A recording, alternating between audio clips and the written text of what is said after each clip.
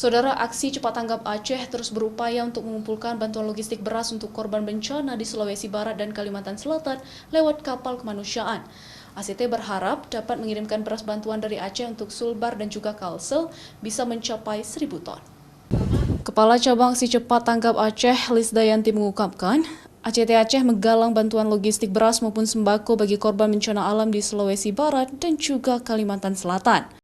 Bantuan logistik beras maupun sumbangan sembako dari masyarakat Aceh tersebut akan dikirim melalui kapal kemanusiaan Sulbar dan Sulsel pada tanggal 15 Februari mendatang. ACT menargetkan pihaknya dapat mengirimkan 1.000 ton beras dan logistik lainnya hasil sumbangan masyarakat Aceh melalui program Si Cupak Bre.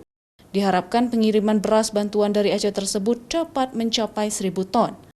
Sementara itu, seluruh bantuan beras dan logistik lain yang diterima dari masyarakat Aceh akan dibawa dengan kontainer ke Pelabuhan Belawan, Sumatera Utara untuk diberangkatkan ke Sulbar dan Kalimantan Selatan. Dari Aceh sendiri kita menggalang khusus juga dari masyarakat Aceh. Kita sudah menggerakkan di seluruh kabupaten kota di Aceh.